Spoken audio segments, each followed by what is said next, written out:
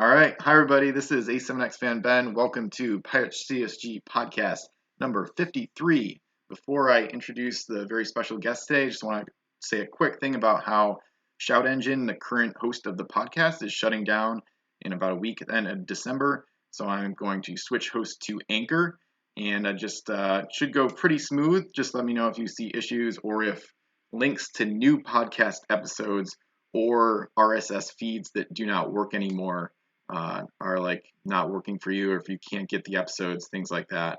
Just let me know so I can try to fix it. I should be able to get everything updated and current with the host switchover, but let me know if you have issues once Anchor is permanently like the new host. So anyway, so I'd like to introduce the very special guest. Welcome aboard to doubleAAsauce and Pirate Captain Andrew. Thanks for having me aboard, Ben. I'm super excited to be here. Hell yeah. It's awesome. So you've been into this for a while, so I'll let you just kind of go on about like how you got into the game, what introduced you to it, and kind of just your general history with it. Sure, I'd be thrilled to do a little bit of a walkthrough. So I think at this point, I've been playing Pirates for 10 years, maybe 11 or 12, somewhere in that decade territory. I was introduced to the game by my cousin. It must have been 2010, 11-ish, somewhere in there. So, fairly early. I would have been 12 at the time, give or take. And he had been introduced to the game by an older friend of his, who maybe would have been ahead of us by 3 or 4 years. But initially, I didn't actually have any of the game. I wasn't familiar with it. It was all playing through my cousin and with him. And he had, I think to start out, he had a pack of Davy Jones' Curse, a pack of Crimson Coast, and 2 Ocean's Edge Special Edition boxes. Nice. And I remember his first Special Edition, his first Ocean's Edge box, he pulled 2 Grand Temples, the USS Georgetown, the Juggernaut, the Divine Dragon, and then some other ships that I no longer remember off the top of my head. But it was a pretty wild way to start. And being so young at the time, we had a really pretty rudimentary understanding of the rules.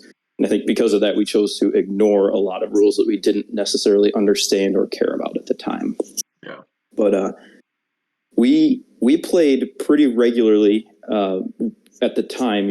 What we were playing would be barely recognizable as Pirates, as it is played today or played by people who are really following along with the pirate code. But we certainly had a lot of fun doing it, and we played for hours and hours and hours. Shortly after that, once I kind of realized what was going on and thought, hey, this is pretty cool. This is kind of tripping my trigger. I started purchasing some of the game as well with, whatever money I was scrounging up at the time, which would have been exclusively the Ocean's Edge Special Edition boxes. I remember those things were like in the clearance aisle at Target with like the $2.99 stickers on them. So it was a super easy and quick way to build up a collection pretty quickly. Yeah. So we played like that for a very long time. And that's kind of how I got into it, and some of the early kind of formulations of the collection. And, at some point I wanted to play the game, but my cousin wasn't available, I'm sure. So I introduced my brother to it, again, with my very rudimentary understanding of the rules. And he is 2 or 3 years younger than I am. So of course my already poor understanding of the rules had to be kind of tweaked and adjusted a little bit to fit, his abilities at the time as well. But we really took off from there. We started playing with a lot of our friends. We were doing much bigger games very quickly. Nice. And that's kind of that's the overall kind of introduction to the game that I had. Nice. Yeah, that is wild to get 3 Six Masters and 2 SE boxes right off the bat. That is some nice luck right there. It was crazy. At the time, of course, we didn't recognize it as being anything interesting or special. But now, kind of understanding the distribution of the cards a little bit better and how often you really pull a Grand Temple, it was pretty cool. Yeah. He was a big HMS Grand Temple fan. I was always a Divine Dragon fan.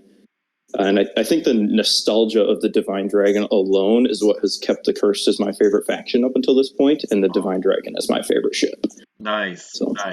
Yeah, I have my own kind of nostalgic history with the dragon as well, because she was in a lot of my games back in like 2012, 2013, including some really memorable big ones around that time. And I've barely used her since then, but I have like one or two copies of her in Washington with me, so I definitely want to break her out again, kind of bring her back into my playing style a little bit soon, hopefully. So.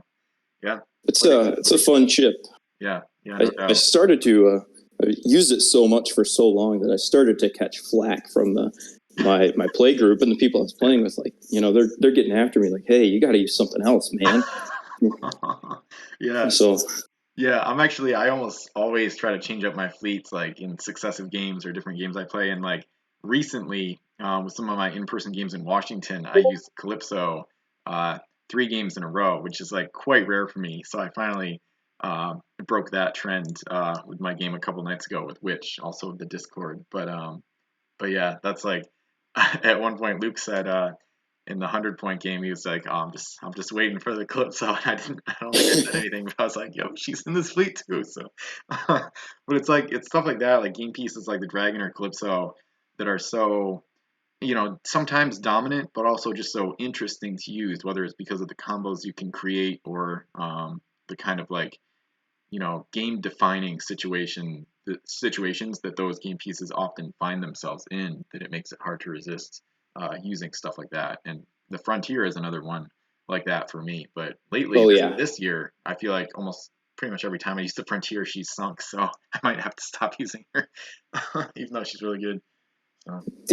The Frontier, shortly after I began purchasing those Ocean's Edge boxes, we had the luck of finding a couple of Savage Shores boxes. And I think by the time we were done buying those, we must have had, I would say maybe 6 or 8. We had, I think, 12 copies of the USS Frontier. Oh, wow. So I remember, again, with our very poor understanding of the rules, which were admittedly probably 50% made up anyway, my brother would do these transfer trains, as we call them, with the Frontier, where he would just string like all of those that we had in this big, massive line. And it was so obnoxious, and I have disliked the Frontier since then. Yeah. It's a fantastic ship, but... Yeah, that's fair. That kind of sounds like the chain exploring system that I started using in a campaign game in 2011 that Xerix and his brothers have seen in a couple of the Century of Economy games, where you just line up ships like bow to stern touching and then just explore to a wide island, so then you don't have to give any move actions to the whole chain. Absolutely, it was the exact same idea. Yeah, crazy. All right, I know you have like a crazy amazing collection you've posted snippets of over the past few years between the Discord and Facebook group. I kind of specifically I'm interested in how you got a hold of the German Coleptera, or however you pronounce the name, the mysterious island submarine where, for anybody uninitiated that's listening, was printed with Nautilus artwork based on the flavor text and lore backstory and whatnot. It looks like a misprint, but it's actually not, or whatever. But I guess in the German version of Mysterious Islands, the Coleptera is just gold, as you would expect her to be. So I'm kind of curious as to that story and how you find so many foreign language cards in general as well. The foreign language cards are a fairly new point of interest for me and for the collection. To be quite frank, for most of my time playing and collecting the game, I really thought that the foreign language cards were a waste of time, a waste of effort, a waste of money, whatever, because I didn't view them as different or interesting. However, in some conversation that I had with Old Man in particular was the one who I initially went to. He was the only prominent collector that I knew of in Germany, and he and I had a decent working relationship at the time, buying and selling cards back and forth and sourcing various items. So I had specifically asked him if there was a good way to source German cards. And he kind of came back at me and said, these are basically impossible to find. Like, German cards are so rare that, the collectors in Germany don't even bother because it's just too hard. which, to be quite honest, I took as more of a challenge than anything. I'm like, well, okay, now I want to collect these, and I started just browsing eBay.de, which is the German version of eBay, and from there I was able to make a couple other contacts who were referencing me to various, like, really kind of crude, I guess is not the proper word for it, but these really kind of sketchy looking German garage sale or auction sites, similar to like Craigslist. Huh. And I had found basically just this big pile of cards, probably equivalent to like a medium flat rate box. And I purchased them sight unseen under the guise that they were German, and that Coleoptera, I'm not entirely certain of how you say it, was in there. Okay. And after a little bit of research and poking, what I was able to figure out is that the German prints, the German runs of cards, were printed after the English cards, far enough in the future that whatever errors had been or had occurred in the art department, whether it was like the USS Oregon, which has the mirrored side on the left-hand panel, I believe, yeah, or the Coleoptera being printed with Nautilus artwork. The German cards were printed far enough in the future that a lot of those errors had been fixed. Okay, interesting. That's the copy of the German Coleoptera that I have is the only copy I've ever seen. Surely they must be out there. There must be more of them. I know several people in Germany and around Germany who have sealed Mysterious Islands packs, but even in their punched or unpunched open collections, they don't have examples. Yeah. Wow. That's crazy to think, like, what the distribution run must have been if it was like 1% of like the amount of, English sets produced or something like that, or maybe less. I don't know. I have no idea. Yeah. The production numbers must have been fairly low. Yeah. The distribution, I think, was super wonky as well. The Pirates of the Caribbean expansion, I think, as you know, is pretty notable for having really terrible rarity distribution in the packs. There's, I think, stories that float around out there from time to time of like entire booster boxes of super rare pack. Yeah. So my kind of interpretation and my experience is that the German cards have similarly poor distribution. I've had, I would say, 500 to 700 different Mysterious Islands cards in German, and cards as in like, a crew card or a complete ship. And to only see one Coleoptera, only one super rare pack, seems pretty anomalistic to me. So yeah. I think there's an issue going on there with printing distribution. But yeah, interesting. Huh. Do you have any like favorite items you've collected? If you could pick just one, or if not, like your top 3 or top 5. My favorites have always been the posters. Yeah. I have a penchant for those posters. I think I have 6 different ones. So I have the Spanish Main poster, and I have a Fire and Steel poster. So I'm fairly confident that there is one for each set in between. But they are really extraordinarily difficult to find. But I love those. I love collecting those. In addition to those 17 by 22 posters, there are also identical artwork in an 8.5 by 11 format that were distributed in various Game Trade magazines and Scry magazines. So I also have some of those. Interesting. The paper accoutrements and ephemera are by far my favorite. Yeah. Interesting. Yeah. What about yourself?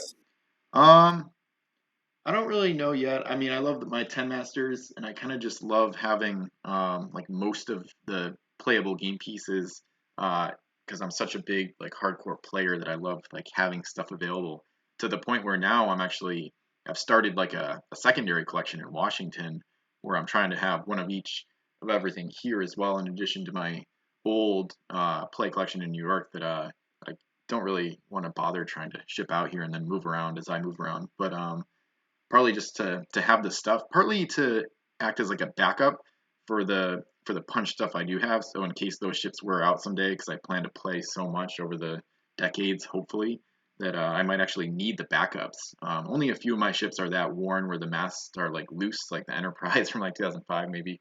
Not too many of my ships are like that, despite all the times I've used them. But I started a second collection also just so I have stuff because I've already played a bunch of in-person games in Washington. I've been lucky enough to find a handful of players. It's been really great. So I want to make sure I have what I want, which is often the esoteric or the kind of weird, crazy stuff like Calypso, like one-of-one type game pieces. So for specific stuff, I would say mostly the 10 Masters and just some of the other rare stuff I've kind of very gradually acquired.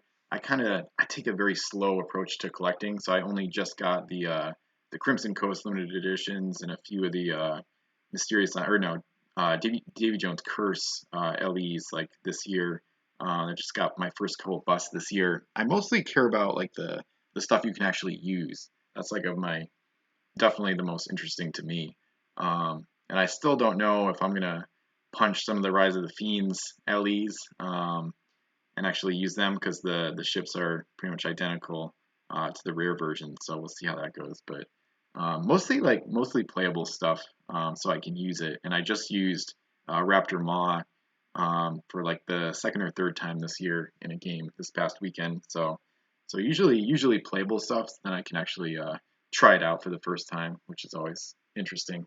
But it's perfect segue that you mentioned the posters because I was going to ask you if you finished your collection of those. So if you've got all 12, I guess the follow up is the wonder if Savage Shores ever had one because I was kind of I feel like I had seen like a Rise of the Fiends and or Fire and Steel poster too, so it does make sense that they would have all the other sets covered. And I think I have seen pictures of I think most of them, definitely not all, but Savage Shores maybe that was an anomaly. I don't know.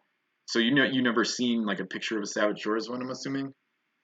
So the only ones that I have actually seen pictures of are the various ones that I have. So I have two variations of Spanish Main, Crimson Coast, Fire and Steel, South China Seas, and I believe I have one or two others. I would have to look though.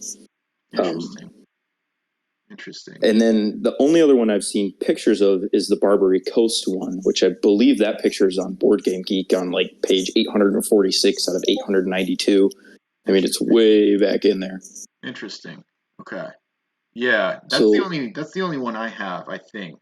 There might be one in New York I'm forgetting, but I think Barbary Coast is the only one I have. Okay. And that is really interesting. It makes me realize, I mean, I still message Holofernes once in a while, because he was one of the best like collecting gurus back in the day.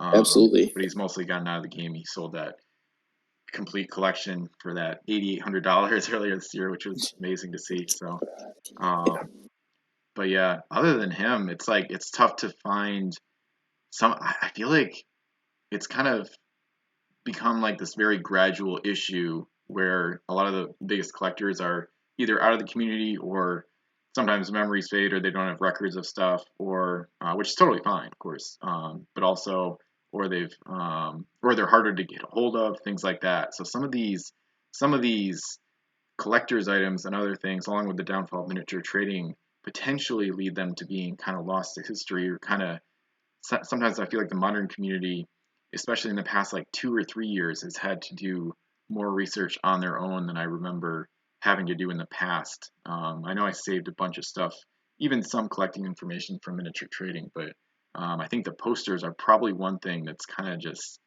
it's like a wild card because maybe nobody really knows, at least in the current community, if there was one for every set.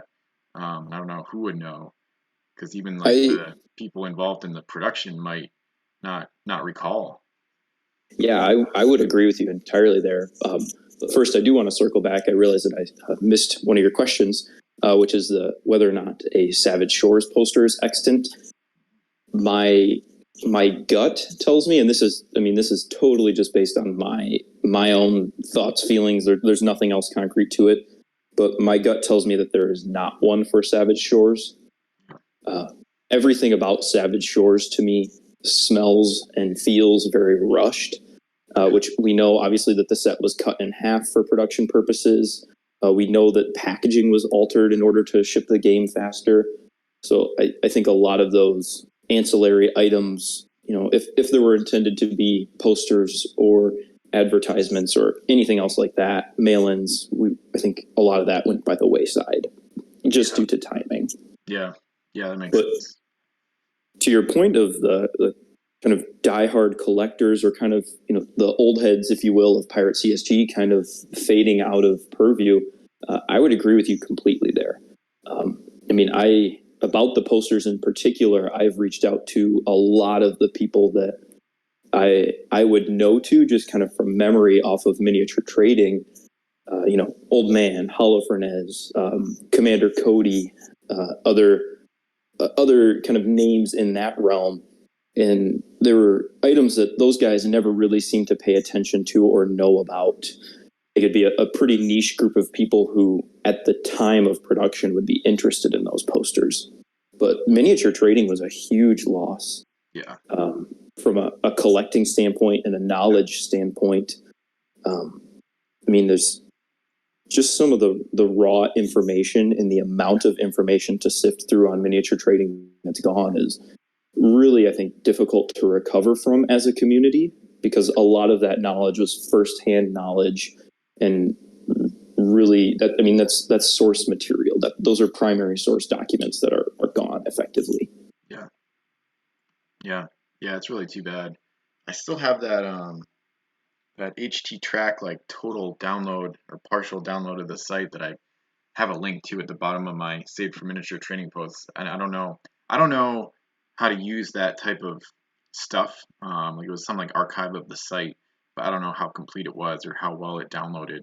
And I'm not sure if that could be used to bring back or not bring back online, but to view some of the old threads that I didn't save or didn't get to or didn't prioritize or whatever, including miniature reviews and whatnot. But I'll probably look more into that at some point when I have more time for it. But anyway, have you ever heard of or seen a second copy of the adventure book? I know JRP, the same username for miniature trading and is now on Pirates with Ben. She got the only one of one prototype copy at auction on eBay back in 2011 for only $53, I think. But I don't know if you've ever heard of or seen or heard about a second copy or anything like that existing of that adventure book. I have not. The best information that I have is, I think, equivalent to the best information that you have on that, which is kind of the one known copy. Yeah. But $53, man, those 2011 prices were awesome. Yeah, it was the time. It was the time. I remember getting a box, a full Spanish Main box that used to have packs in it of I think it was 311 cards Spanish Main. I won the auction for $20.50. So I had almost all the 5 masters and most of the set, and yeah, crazy stuff. The deal like that's almost impossible to find right now. Those are few and far between. Yeah, probably would have to be a buy it now where the person has no idea, or an in-person garage sale type thing. So I would agree with that. All right. Are you still in contact with Old Man? Because I've had trouble reaching him the past year or year and a half. It's probably been, I think, a good 6 months since I have reached out to him. Mm-hmm. But I try to keep regular, at least twice a year. I try to make sure that channel is open, that line of communication. Yeah. If for no reason other than he's kind of fun to bounce questions off of. Oh, yeah. I don't know if you remember this or if you had ever read this thread. It would surprise me if you hadn't. But on miniature trading, there was a thread that was, this was probably 2008, 2009, maybe. This was an old thread in there where Old Man had mentioned that the 10 Masters were produced at 3,000 copies apiece. And, that's one of those things that I really wish I could go back and look to check myself on.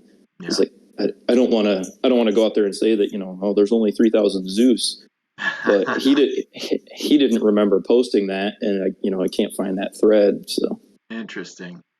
Yeah, that's the type of thing. I don't know if that HT track download would help with that sort of thing if somebody could figure out, or I could figure out how to use it. But yeah, and then you wonder where he got that information from. I know he had a lot of good contacts. I just wonder like where he got that from, or who was willing to admit that, or if they were not supposed to tell somebody, things like that. Just kind of interesting what may have happened there. Yeah, that's a weird one, because that, to me, 3,000 copies seems really low for something that was being mailed away by the pile full effectively. Yeah, but I agree completely. Yeah, that doesn't seem right at all. But it just doesn't quite pass the smell test. Yeah, I agree with that. Yeah. Are there any? You don't have to talk about it if you don't want to. Are there any like collection items you're still looking for beyond like the posters and like foreign language stuff, like playable game pieces or like Scandinavian home islands, Tobago Dew, stuff like that? There's an unfortunate circumstance in that when my brother and I really started collecting, it was kind of a revolving door. We were bringing in so many cards, but we had to kind of compensate for that somehow. And the way that we did that was to sell a lot of cards. And we unfortunately sold our copy of the Crimson Coast LE set, along with a few other like really random items. So the Crimson Coast LEs are one that I'm always just keeping my eyes peeled for. From a playable perspective, though, the collection is generally complete outside of a few really odd items like that.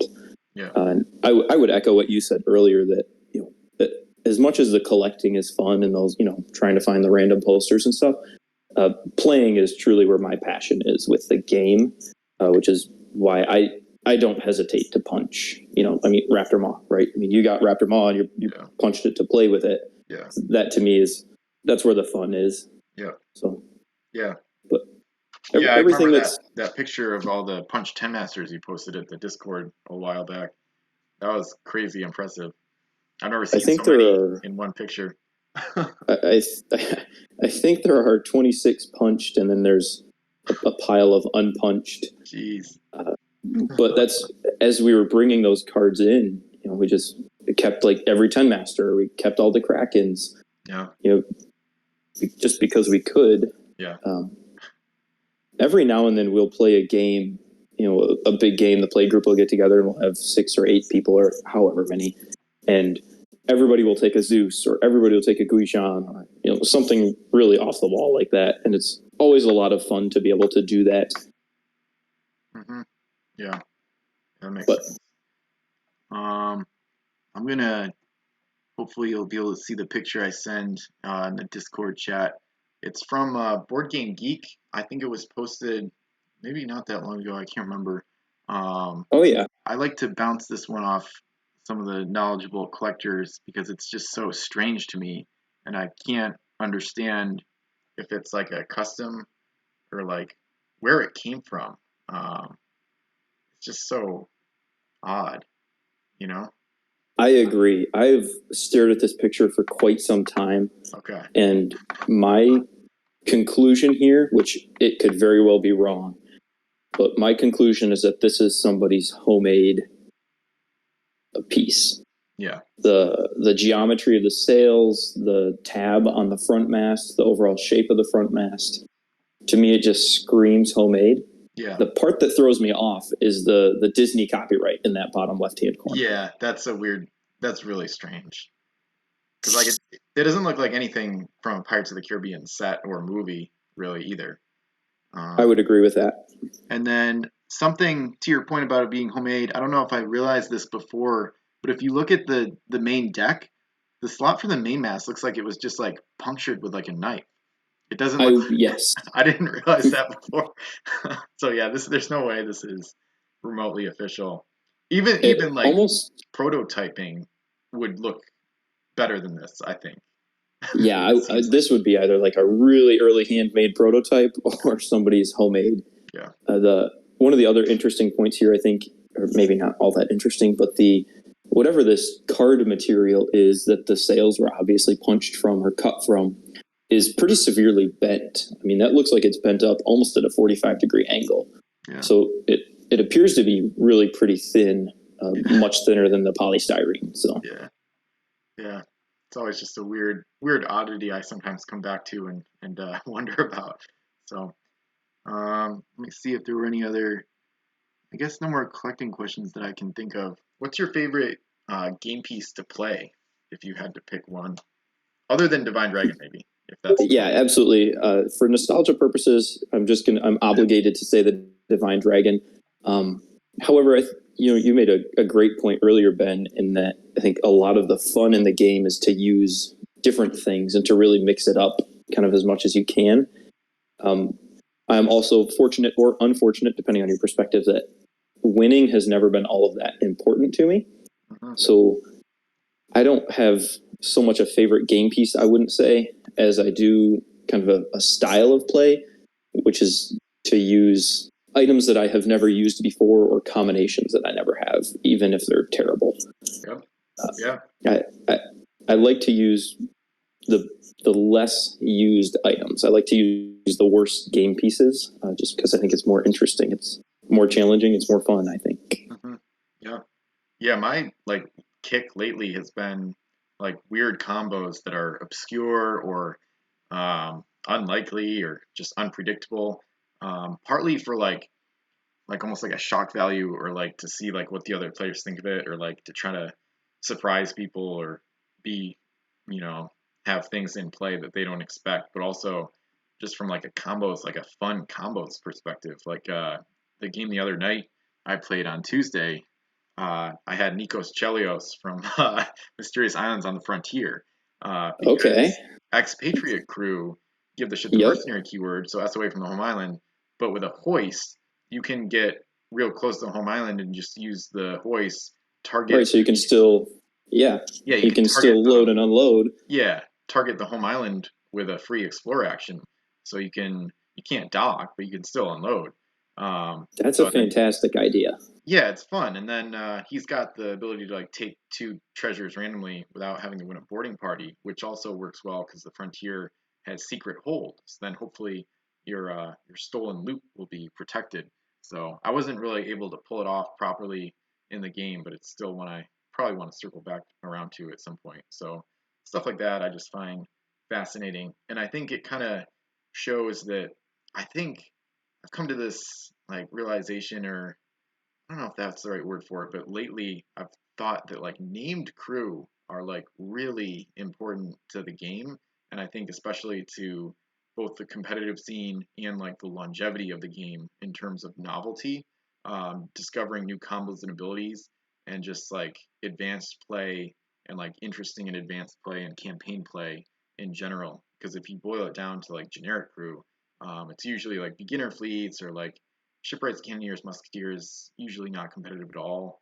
I will say I need to use specialists and silver explorers more often, but oftentimes I'm finding named crew to just be like the backbone of what makes the game interesting from like an intellectual or like strategic perspective, more so than a lot of the beginner stuff or basic stuff, or even the competitive stuff that uses named crew that gets a little bit old.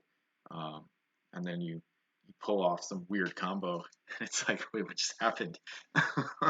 I would agree with that entirely. I have decent working memory and knowledge of the game as a whole, but named crew are an area where my memory and my ability to just recall abilities really is lacking. So I really think that it's a skill for those players who can come up with those combos and who understand how the named crew can interface with various abilities. I mean, that is game changing, and like you said, that really changes the flavor of a game, and it really, I think, like you said, to your point, helps the game to feel fresh for much longer than it otherwise would. Yeah. I mean, yeah, definitely. And that's I mean, part of it's a why 15-year-old game at this point that still feels fresh when you can come up with those combos, and that's crazy. And that's one thing I don't like about losing the forums like Miniature Trading, of course, the old WizKids forum, because I'm sure that like almost every named crew ship setup in general or crew setup in general has been played at some point, but a lot of it's been lost to time. So, but it's also kind of a fun opportunity where you can kind of maybe not claim to be the first one to do something, but you can kind of be like, oh, I came up with this like interesting combo, and like, yeah, maybe somebody posted about it in 2007, but I never knew about that. So it's kind of a fun, it's kind of double-edged sword, I guess. Like kind of a fun thing where maybe it's been used before, but it's kept fresh by how there is no online like battle report history of something being used. Then hey, like it seems new and feels new, so it kind of helps keep the game fresh in that way as well. And trying to think what else I was gonna mention. Oh, so I'm gonna make a strategic elements post on Pirates of Ben that I'm really excited about. Just to write it, just because I get really nerdy about like the strategy of the game. And one thing I've noticed recently in these physical games is that like how powerful like knowledge is. Of like having like an encyclopedic knowledge of the game pieces and whatnot, and how like there's like these weird minutia aspects of actually playing in real life that you never think about when you're making a fleet or talking about things online or like theorizing. So like for example, in the 4-player 100-point game, I included some UTs, and they were the only ones they were some of the only ones I brought with me. There was like a pile, and I included like 3 or 4 out of the 5 or 6 that I brought, and then somebody um, asked me for the pile so they could see, like, because they had explored an island and they wanted to know what one of the UTs did, and they knew I Sure. had contributed those or the other ones or whatever, or the remainder of the ones that hadn't been found or revealed.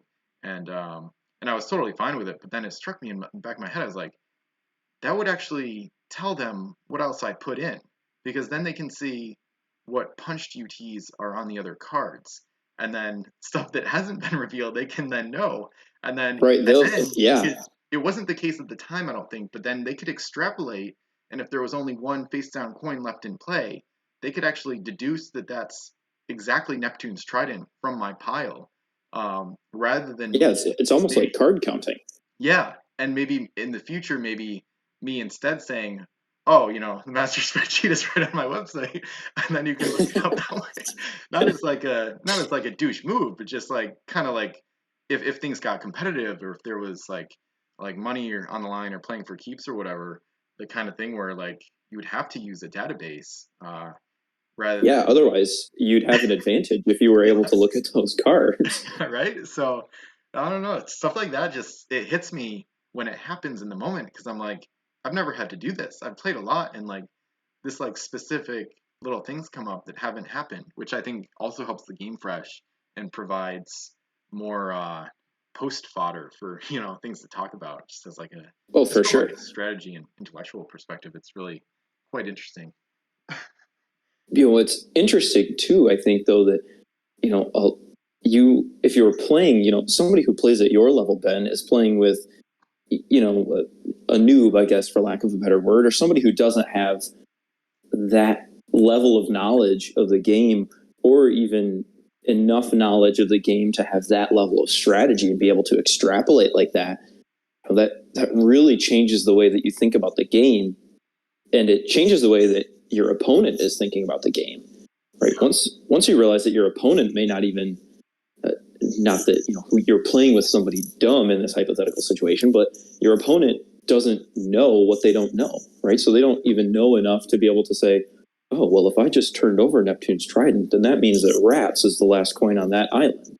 Yep. There's only one unexplored island left, so it must be there. Yeah. Like it's kind of crazy to think about. Yeah.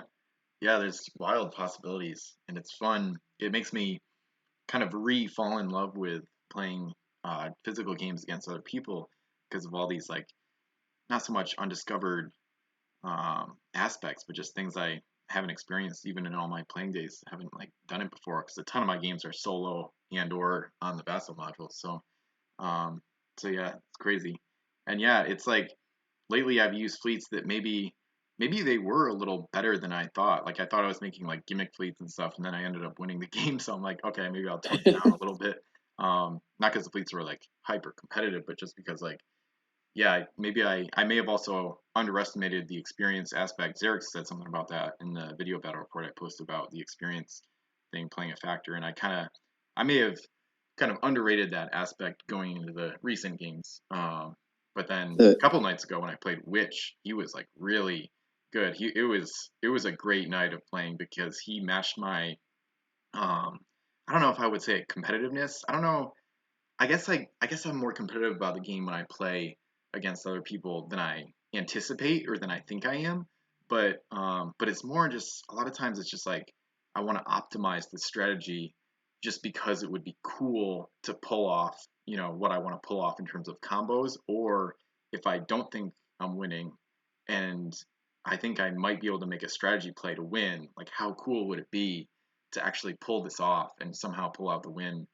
So I think that's where some of it comes from. But he was really fun to play against because he matched my like chess match type mindset, and we were both pre-measuring and theorizing and stuff, and like the rounds took a while, so it was a great time. So that's where it really gets fun. I think that's when you get into kind of that nitty gritty experience that just changes the experience as a player, I think.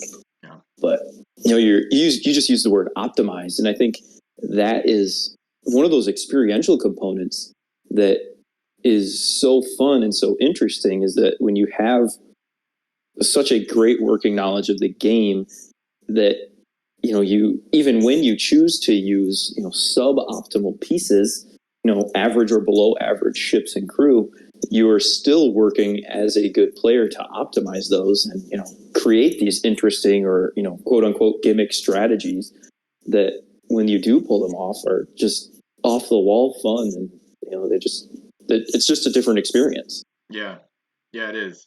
One of the only cons is like I don't think I've admitted this on video, but like one of the only cons is like I feel like I've lost my connection or touch to some of the newer players because I don't once you get to like this, I feel like I'm just like being arrogant or hyping myself up, but like just like trying to explain my experience of it, like some of the newer players that don't use like optimal crew setups, or have to like prompt them like you should probably have humps in there or whatever.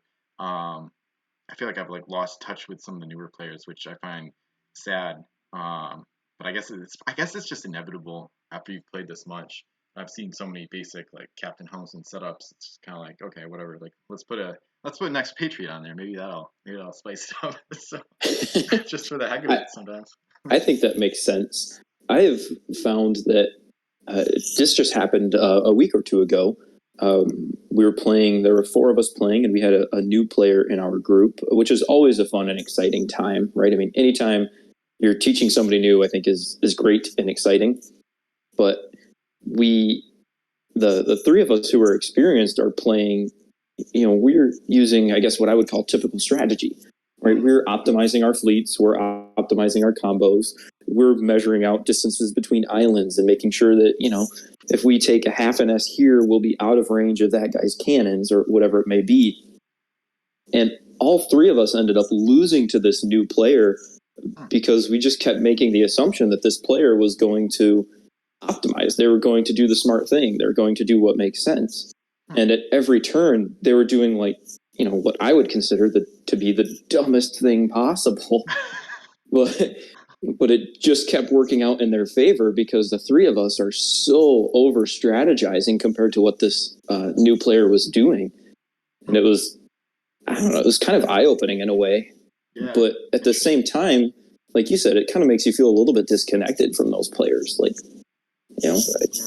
what they're doing is so basic. It's almost elementary, right? It's like, okay, yeah, whatever.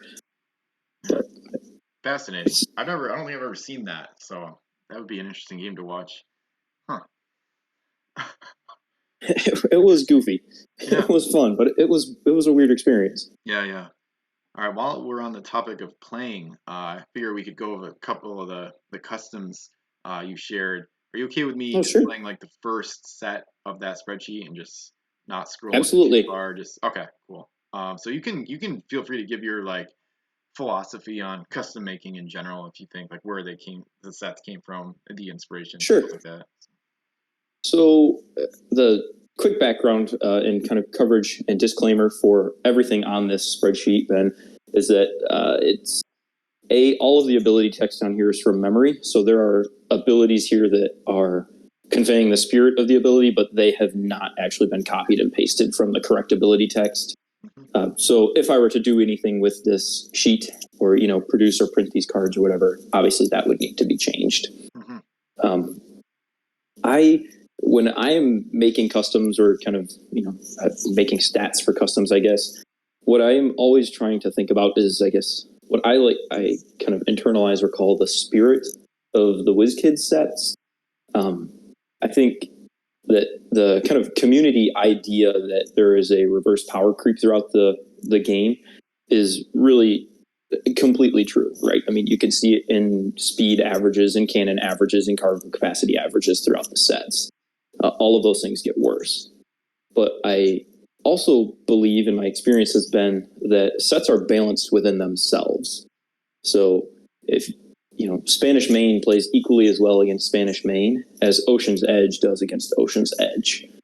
So as I am kind of assembling these sets, my idea is always to make sure that they're balanced well within themselves, first and foremost, and then with the game as a whole as a secondary consideration.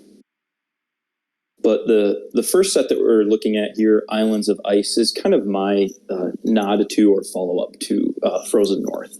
Yeah. So in spirit. Obviously, it doesn't follow it super well, but that was the idea. So, yeah, if you want to pick one, we can start going over it. Whatever you like. Oh, I've looked at these so many times. I will let you pick, Ben. Okay. Yeah, we'll start with the first one, just because it's fitting. Okay. Dark Stride, number 001 in the set, Cursed Icebreaker, 12 points, L plus L move, cannons of 4L, 4L, 4L, 3 cargo, so same cargo as masts, and then ability says Icebreaker, and if a sea creature begins its turn within L of the ship, it gets plus L to its base move that turn. So right off the bat, I like this because the ability is perfect for what the Cursed have with all their creatures, the most of any faction by a good margin. And I like how you changed it to sea creature, not monster. So I like that a lot because Titans get the bonus, which is good for Brachioura or whatever Titan you're using with this ship. Also, Krakens or octopuses. Yeah, true, which is wild because they're tough to speed up. So yeah, that's cool. And then the LL move is really good too. So this is really, really pretty interesting. This could really help the curse. Like just thinking about like what they have normally, even if this was the only curse ship in the set, this would benefit them immensely. I'd probably do Captain Helmsman, definitely a Helmsman at a minimum, and then I don't know if I'd worry about the ice breaking so much as I would about just maxing out creature speeds. So I would definitely want to use this with probably the way I like to do the L boosters is I try to have at least 2 sea monsters, or in this case creatures, get the bonus every turn possible and kind of have a pack. So usually I do it with the Serpent's Fang or Sargasso Nightmare, sometimes both. So if I have 2 L boosters, I might have 3 monsters, preferably. Maybe 2 is fine still, but and with the one thing that's really notable too is with the Icebreaker's LL speed, she can easily keep up with, or mostly keep up with the creatures that she's boosting, which is unique compared to most curse ships moving far slower than that. The Serpent's Fang I love, but she's only got L, right? So with the Helmsman, L plus S. So she kind of struggles. Sack can help, but you don't really want to sack just for a move. You want to shoot as well. So she has trouble keeping up with the monsters that she's boosting. So this one would be unique in that it could just go right along, or maybe have a creature on either side protecting it and getting boosted each turn. So I like this a lot. This is a strong, cool cursed edition here. So very nice. I should throw out another disclaimer real quick, Ben, and that is that numbers 1 through 26 in this set, as well as some of the Vikings, do actually exist in physical form. I've had these cards made. And 1 through 26, the entire cursed run has been play tested in air quotes, as well as it can be by, the guy who designed them. Yeah. But In general, they seem to fit in okay. The one that has stood out during playtesting as being really way off kilter is number 10, the Clubbed Seal, which is a 3-masted longship, 21 points, S move, 3L, 4L, 3L, 3 cargo space. And then from an ability perspective, it has longship and then extended range. And this ship ignores icebergs when given a move. This one has really, really stuck out as playing poorly. Interesting. Yeah. Yeah, I mean, the extended range would help make up for the low base move, but it's still pretty pricey for a main gunship. So yeah, she's interesting, but not necessarily useful. So no, it's kind of along with so many of the cursed ships. It's kind of a neat idea, but executed poorly. Mm-hmm. Interesting. I wonder if increasing the cargo would make equipment more convenient. I mostly say that because extended range is fun to use with like exploding shot, stink pipe, stuff like that. I don't know if that would go against your thematic ideas, but no, I think that would be a really reasonable idea. That would also present the opportunity to actually utilize some of the high point cost of the ship, right? And with 21 points available, you could fit some pretty interesting cursed crew on there. Yeah, definitely. So. Cool. Do you want to take a look at a Viking one? Sure. Okay. Yeah, let's try the first Viking longship, Valhalla, number 027, 17 points, S plus S speed, cannons of 2L, 3L, 2L, and then 4 cargo. It's got longship, and when the ship sinks another ship, you may repair one of the ship's masts. So this one seems pretty nice overall. I like how she's got the speed and cannons to be viable as a main gunship. The point cost seems pretty good overall, and I'd be, I mean, at first glance is kind of with a caveat maybe, but I would probably say this would hold her own with all of the the best WizKids 3-masted longships like Munin, Hugin, whatever. I actually like Nigling quite a lot. But yeah, that's a great ship. Yeah, she would hold her own or more against all those, especially with that base move. So this is another quite a good addition. So, and I love the name too. I'm actually kind of surprised I haven't made a custom with that name yet, so I probably will at some point. It was the first one that I had thought of, and I don't know, just kind of made sense to me for some reason. Yeah, it makes a lot of sense. This one, I think, probably could stand to go up in cost a point or two. I think that'd be fair. Yeah, maybe. Let's try. You want to go Spanish? Do like one from each of the first few factions. Let's see. Let's do a different ship type. Let's see. Yeah, let's try Bombardier. So this one, number 056, is a schooner, 4-masted schooner, 14 points, L plus S speed, cannons of 5L across the board, and it's got schooner and extended range, which is fun. So that kind of reminds me of the idea of using the sniping ability on ships that have like rank 5 cannons. So then like you just have to roll the same when they extend. But that is absolutely what this is set up for. Yeah. So yeah, that's kind of interesting. I'm trying to think what I would want to use on her. Probably, I would want to run a hybrid setup between her durability and the cargo is pretty average, but good enough to maybe do Captain Helmsman or some kind of. I mean, the speed is decent too. Thinking maybe a captain with like Dominic Freda from Rise of the Fiends, either version, and get some kind of hybrid setup, I guess. Because then you got LL cannons, but only hitting on the 6. So I think it would be kind of a tough one to use, but I think it would see some niche play. I would agree with that. I think it's a difficult ship to fit into most fleets or most play styles, but I love those. I love the L range cannons with the high cannon ranks and the extended range. I've had a lot of experience with the ships that do exist, official WizKids ships that have kind of that general setup, and it's just good defensive ability. I've found. Even if there's a low chance of getting hit, people tend to kind of steer away just because you have so many opportunities to shoot from such a great range. So. Yeah, that makes sense. And I thought of a couple other potential combos. Mysterious Islands Louis Zuan with Captain and World Hater could give you LL on 4s essentially, and then maybe add some equipment for some little fun surprises at that point. So yeah, nice. That could be a pretty brutal setup. Yeah, it could be solid. Let's see. I'll do a crew next. English number 074, Lord Arties. I don't know if that's the right pronunciation for what you had in mind. Let's go with it. Okay. The Lord Arties is a 3-point English crew, and he's got captain, and this ship ignores terrain when given a move action. So that's kind of fun because it's free, which is interesting because he would definitely get used because there's not much reason not to.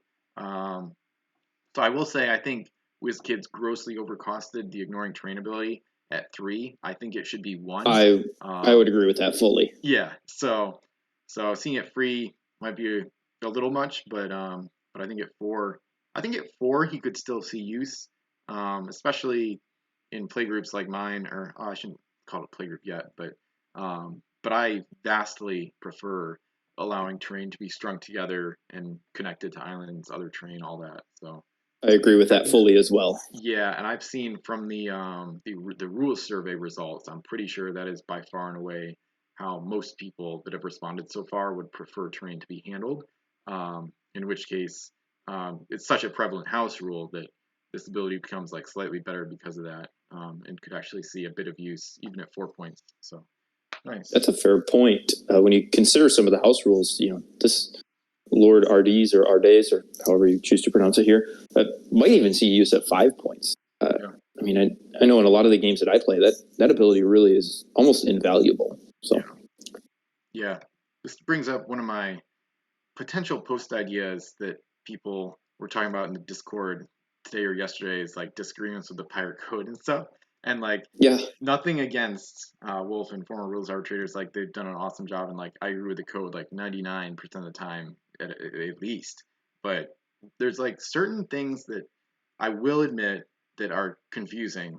So how they retcon this ability to ignore terrain except icebergs once Frozen North came out, under the justification that icebergs makes no sense. Yeah, as they didn't exist as a terrain when the ability first showed up.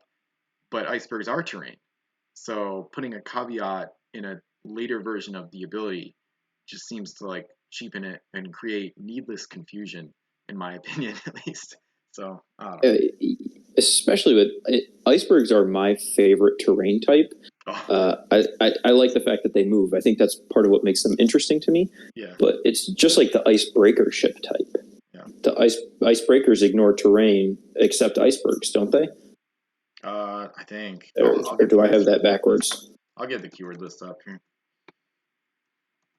I may have that mixed up, but I'm pretty sure I have a little bit of a beef with icebreakers because it's like it always felt like the worst ship type of all time because it doesn't actually do anything. Yeah. Yeah, they have to ram them to get the benefit. Yeah, that's except icebergs. Silliness. Oh well. And I find it interesting. Icebergs are actually my least favorite terrain because like they just damage your ships, and like we often forget about them. And I actually exactly what happened in the 4-player 100-point game we played this past weekend. We had like 2 icebergs out there, and we admitted like before play started that we were probably going to forget about them, and then we did every round except one.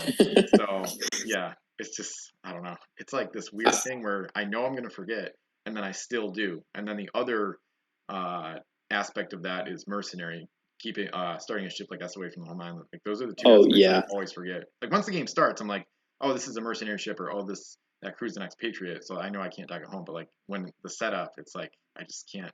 Right, it's just nature to set them up in the proper way. Oh yeah.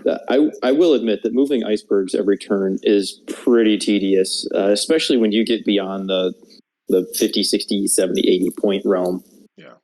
If you have a lot of them out there, and we forget to move them all the time as well. Yeah. Have you ever done a house rule where they collide and then stick together as like a clusterberg? I know Xerix has done that. I've never tried that, but that sounds kind of fascinating. Yeah.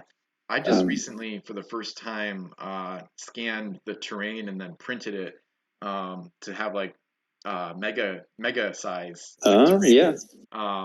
which is an idea I got from Wolf and I think at least one other person. I think there's a picture on Board Game Geek of like this really nice setup. They may have had paper terrain under like a glass or plexiglass table, like table cover. That sounds really familiar. Yeah, I feel like I've seen that. yeah, I think there's at least one picture of that at Board Game Geek. So those are kind of the inspirations for that. So yeah, but any other customs you want to go over? Yeah, I am more than happy to go through anything on this sheet. So if there's, I don't know how much of it you've checked out, but No, more than happy to walk through any of it. I'm seeing it for the first time, which is fun. So let's check out. Let's just finish with Islands of Ice. Let's do a UT, and then we could do one of the ones at the bottom, which I assume are probably SEs or LEs. Oh, super rares. The equivalent of super rares. Yep. Awesome. My unique treasure designing skills are very much lacking. I found very quickly, so prepare to be underwhelmed. Oh yeah, no worries. I've had like a random time with it. Like I didn't create UTs for a long time. Then I had this bout of inspiration where I made like 10 in like 2 or 3 days, and then like nothing since. So it's really neat. But let's see. I think maybe treasure trove looks interesting. Number 1, 2, 3, unique treasure.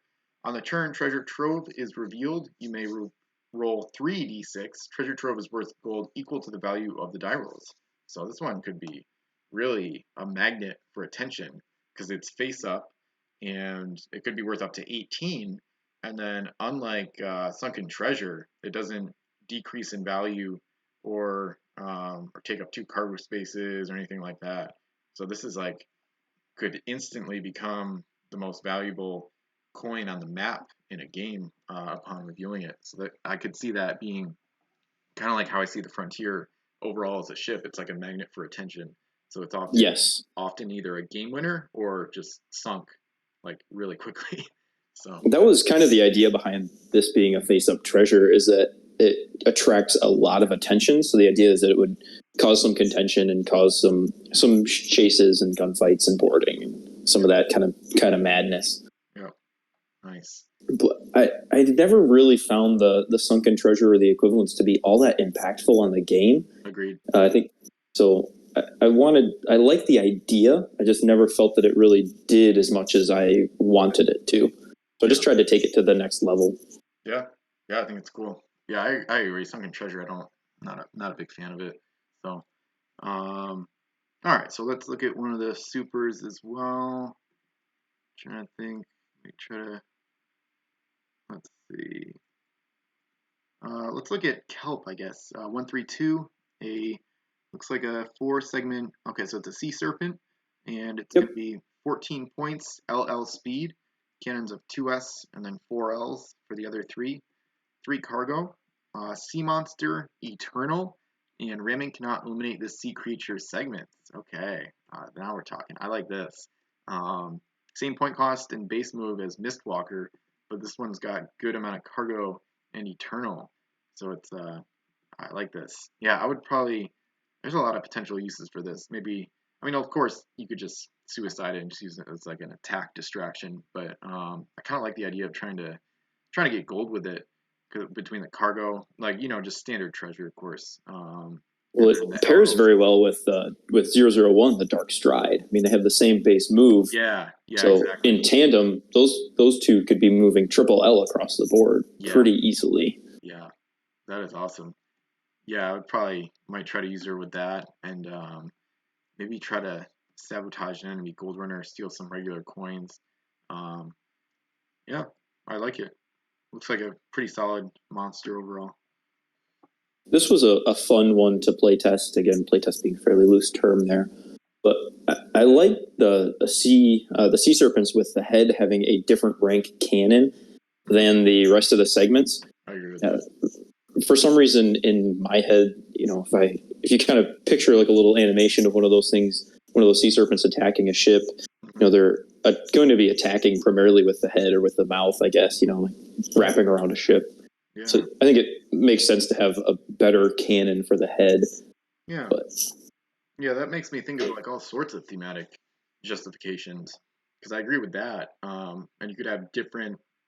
I think this is kind of what WizKids did in DJC was they tried to have like flame throwing abilities or yeah, it yep, was executed extremely poorly, but they tried to agreed.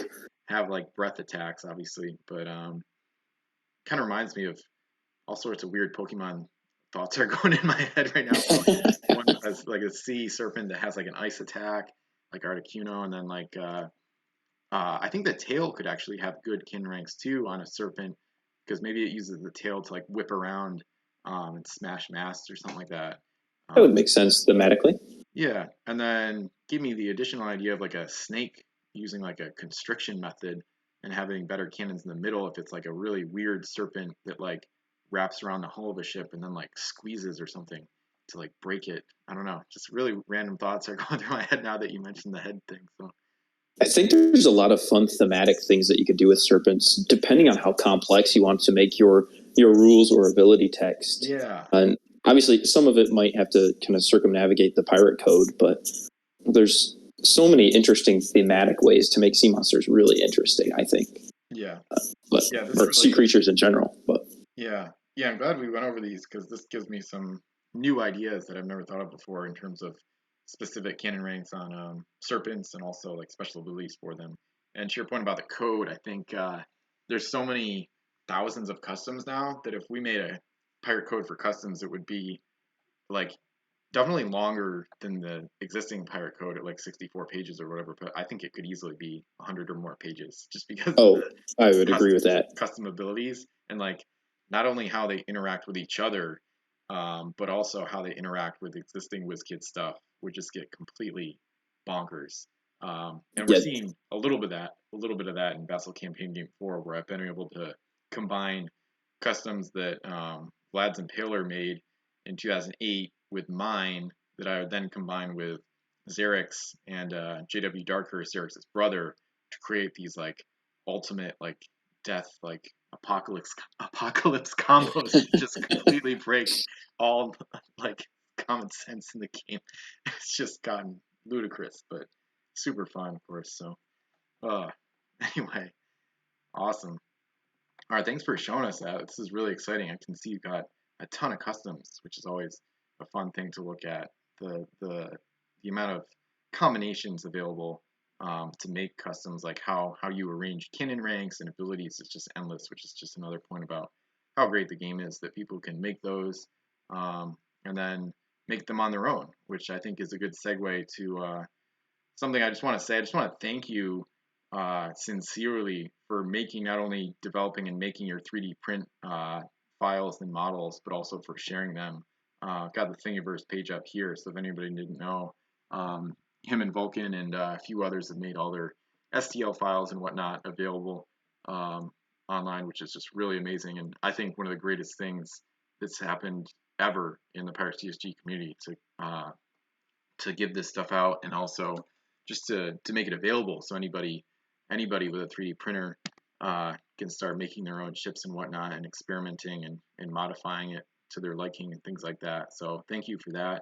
And if you just want to say anything about how you got started with 3D printing, I guess it looks like you have a Ender 3 Pro from the description. So that one's still working well for you, I think. yeah, it does work pretty well for me. I haven't used it in it's probably been a good 3 or 4 months at this point, but first of all, I think it's a really probably the best time to be in the game right now, to be into the game and active. Agreed. With as many people 3D printing as there are and designing new ships. And I mean, we have guys in the Discord who are printing out their own decals or printing directly onto polystyrene and laser cutting ships and just so many crazy things that really at this point as a community, there's no excuse for the game dying. I mean, it's at this point, I mean, the game could go on indefinitely, which is awesome. Yeah. And that's, part of the reason that I put those files out there. I mean, I think I have the majority of the ship types. There's got to be probably half a dozen, maybe a few more that are not on there. But, it's just about keeping the game alive. It's about keeping people playing and giving people an easier path to be able to make their own and to keep playing and to keep designing ships, or if the original WizKid ships get so expensive that you can print yourself up a 6-masted junk and pretend that you have the grand path. Yeah. So I think at some point that's going to be a viable option, if not a realistic option, which is, I think, equally exciting. Yeah, but I agree completely. And I think it's already becoming a good option because the prices are they keep rising for the most part. There's still unpredictability. I know from Matt P's recent pricing list, he admitted that some stuff is just off the wall. Like some stuff is going down, but most of it overall, especially historically trending, is just going up basically. Absolutely. And it doesn't so far hasn't really showed signs that it will come back down, especially permanently or anytime soon. Especially with the money printing and the inflation we've seen over the past year and a half or whatever, things like that. I don't know. It makes me feel like people will be more likely to buy a 3D printer to make this stuff in the future. And I definitely recommend that. And like even just thinking about like basic costs, like I got the Ender 3V2. I think it was like 267 on eBay, something like that. So yeah, sounds about right. With PLA, you could probably get started for about 300, and then even if you want to go full ham and do artwork and other stuff, you could do. My printer I just bought is only 50 for the ink, and then you can just cut the pieces out if you want from like the sticker paper or whatever. Or just get a Cricut or whatever. I think that's what Vulcan uses for the artwork, the decals. So yep. I mean, we're talking 500 or less, or maybe I don't know if you want to go more Gucci, you could do like 600 to 800, whatever. But I mean, that's the cost of a South China Seas Frozen North box, I think. So at best case scenario, yeah, that's you are beyond absolutely correct there. I mean, that's $500, if not a little bit more, a little bit less, depending on how you time things and what exactly you're looking for, is going to get you an Ender 3 or an Ender 2. That's going to get you probably more PLA than you'll be able to print in your first 6 months. Yeah. And you can do all of that from a Chromebook with Thingiverse and with those files. I mean, it's unbelievable. Yeah. And like you said, that's you look on eBay right now. I think there are some Pirates of the Revolution first edition boxes, 36 packs for like $300 or $400. Oh wow! So, I mean, it's crazy, but the prices on it kind of scary. Honestly, it's a little scary to see the desirable and the rare items are obviously increasing in price exponentially because there's so much demand. It's some of those pieces that aren't very good, but they're just notable and people want them. They seem to want them. They seem to like them. Yeah. So they're skyrocketing. I mean, in the past year or two, we've seen Bouchon go up from $40 or $50. I mean, to $150 pretty regularly. Yeah. But I remember when those auctioned for like 20 to 35 way back. Yeah, that was a great time. You could barely get rid of those things. Yeah. It's kind of like the South China Seas LEs, the 200s through 217s. Those, the prices haven't really gone up yet, but those are not exactly as easy to find as they were. Yeah. I mean, you can find a couple of them here and there on eBay. People have a few of them on their sheets, and they're inexpensive, but they're difficult to find ish. Yeah. But I don't see prices coming back down, at least not significantly, until or unless there is some big sell-off. I think probably 5 years ago, maybe a little bit kind of around in that period, we saw a lot of the old school collectors and players really kind of getting out of the game. Those guys are having kids or they're moving on. They're doing whatever they're doing, and they're no longer interested in pirates. So we saw a lot of that stuff come up in a short period of time. But until that happens again, I don't see prices going anywhere but up. Yeah. But that's... Yeah, same. And yeah, Hills, I'm just looking at Hills Wholesale Gaming website right now. They just ran out of the Caribbean, lot of 36 they just ran out of. And Spanish Main, they used to sell 9 packs for 18. Now they're 9 for 36. Yep. Back to $4 a pack. the ones that are kind of weird to me, like Rise of the Fiends was so common back in like 2011 to like 2015, and now it's like Yeah. $10 a pack for that box, which is weird to see. But Yeah, that's crazy. I mean, Rise of the Fiends and Fire and Steel, and Pirates of the Caribbean for that matter, you could not give those away. I mean, those were the junk of the bunch, right? When people got into the game and they said, "What should I buy?" I said, "Well, Revolutions is the best for the price, but the cheapest is Fire and Steel." mm-hmm. And Yep. Fire and Steel and Rise of the Fiends, like you said, 10, 12, $15 a pack all day long. Yeah, it's kind of bizarre, especially for people like us that have seen so many variations from the $3.99 MSRP to like the golden era, if you will. I think it was good before I started collecting in 2011 too. Like 2009, 10 were pretty good prices, I'm sure. And I know I did really well 2011 to 2014. And then I think like 15, 16 was around the start of the rise, essentially. And I was just saying, I think I was just talking to Witch or somebody about how when Ernie posted on Facebook in like summer 2018, he seemed not crazy, but he seemed like it was a lot to buy like a punched set of South China Seas for like $482 or something, and now or a box for 500 or less or whatever. Yeah. And now it seems like a great deal. So yeah, that's practically a deal today, which is ridiculous. Yeah, and it hasn't really been that long too. Like that No. wasn't that long ago. So it's wild. I also think though that the community is growing exponentially, or at least people are coming out of the woodwork more so than before. I mean, the Facebook group is growing faster in the past 2 years than it really ever has. The Discord's going nuts. I mean, Pirates with Ben is going crazy. And there's and I mean there are clearly people out there who are not on either Facebook or Pirates with Ben or the Discord, because eBay has always been super active. So there's got to be people out there somewhere, and clearly they're snapping it up.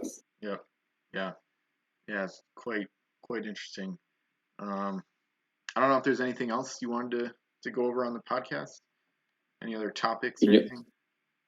I think that covers the bulk of it. I think we covered a lot of ground right there. It was awesome. Really pretty fantastic. Thanks for having me. Really appreciate it, Ben. Hell yeah, it was great. Thanks for coming on. Thanks again for sharing the files, everything. So this was doubleAAsauce, Pirate Captain Andrew, and A7X fan Ben, Pirate CSG Podcast number 53. And I just remembered, it's been so long, I forgot about the question of the day. So I don't have one prepared like I usually do. Let's say, let's see. I'm just gonna do a silly one. What? And you can come up with one too, of course, if you want. Mine is just really random. So for the audience, what set do you think Hills Wholesale Gaming will restock next, if they do? So something weird I found interesting was I want to say it was the DJC SE boxes or maybe the Rise of the Fiends packs. They took off the site when they sold out like earlier this year or last year, and then they actually restocked them, which I didn't know they did. Or maybe they like found some, or who knows what, or they had an inventory error, maybe, I don't know. But now the recent one is Caribbean. Says currently unavailable, sold out. So just curious to think if the audience thinks they'll restock a certain set next, just because I don't know what to ask right now. So. But yeah, if you want to ask one, go ahead, or not. So. I'm always curious, so I want to know what everybody's favorite ship type is and why. Okay, love it. Not a great question, but that's what I want to know. No, that's a good question. Nice. All right, this was Pirate CSG Podcast episode number 53. Signing off for now. Thanks for watching, and we'll hear you in the next one.